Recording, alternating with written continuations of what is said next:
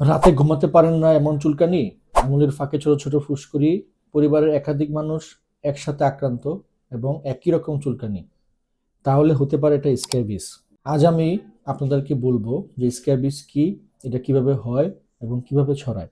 পরিষ্কার একটা ধারণা আজকে আপনারা পেয়ে যাবেন আমার এই ভিডিও থেকে। আসসালামু আলাইকুম, আপনাদের সাথে আছে আমি ডক্টর শেখ মশিউর মতিন। আমি functional and aesthetic dermatology practice করছি ইন্টিগ্রেটেড মেডিকেয়ারে। স্ক্যাবিস হলো ত্বকের একটি ছোঁয়াচে রোগ, যার কারণ একটি অতি ক্ষুদ্র পোকা, যেটা ত্বকের নিচে ঢুকে টানেল তৈরি করে। এই পোকাই তীব্র চুলকানি, ফুসকুড়ি আর রাতে ঘুম নষ্ট করে। কিভাবে এই সমস্যাটি তৈরি হয়? পোকাটি ত্বকের উপরের স্তরের নিচে ঢুকে পড়ে এবং ঢুকে সেখানে একটা টানেল তৈরি করে, সেখানে ডিম পারে। এই ডিমটাই হচ্ছে চুলকানির প্রধান কারণ। এই ডিম শরীরের সাথে ইমিউনো রিয়েকশন ঘটায়। এর ফলে হয় প্রচন্ড চুলকানি, লাল ফুসকুড়ি, কালো একটা দাগ তৈরি হয়। এই রোগটি সাধারণত কোথায় বেশি হয়? এই রোগটি হয় আঙুলের ফাঁকে, কবজিতে, বগলে, কোমরের বেল্টের লাইনে, যৌনাঙ্গে। শিশুদের ক্ষেত্রে মাথা, মুখ, তালুতেও হতে পারে। সবচেয়ে গুরুত্বপূর্ণ বিষয়টা হচ্ছে যে একটা লক্ষণ আপনাদেরকে মনে রাখতে হবে এই স্ক্যাবিস রোগের জন্য, যেটা হচ্ছে যে এটি রাতে সবচেয়ে বেশি চুলকায়। আর যদি দেখেন একই পরিবারের একাধিক মানুষের এই চুলকানি হচ্ছে, তাহলে এটা স্ক্যাবিস হওয়ার সম্ভাবনাই সবচাইতে বেশি। এর চিকিৎসা কি? স্ক্যাবিস চিকিৎসাতে আমরা সাধারণত খুব সহজেই এর ট্রিটমেন্ট দিয়ে থাকি।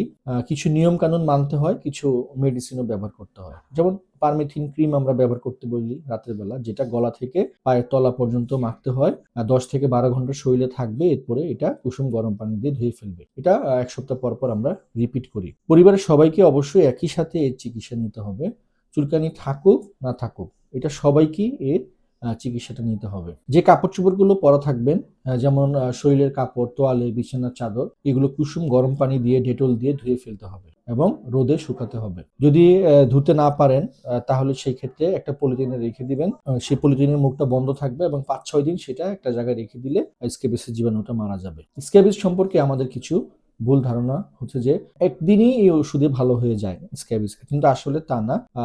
এটা একটু সময়ের ব্যাপার, কিছু সময় লাগে এর চিকিৎসা করার জন্য। চিকিৎসার পর 2-3 সপ্তাহ হালকা চুলকানি থাকতে পারে, কিন্তু এটা স্বাভাবিক। সঠিক নিয়মে চিকিৎসা করলে স্ক্যাবিস সম্পূর্ণ ভালো হয়। আপনাদের যদি এই ভিডিওটি ভালো লেগে থাকে, বেশি বেশি শেয়ার করুন। আপনাদের যদি কোনো কোশ্চেন থাকে স্ক্যাবিস সম্পর্কে, যদি আপনারা আরো কিছু জানতে চান, ভিডিওর নিচে আপনারা কমেন্টস করতে পারেন। আমার চ্যানেলটিকে সাবস্ক্রাইব করতে পারেন। তো ধন্যবাদ সবাইকে, ভালো থাকুন, সুস্থ থাকুন। আসসালামু আলাইকুম।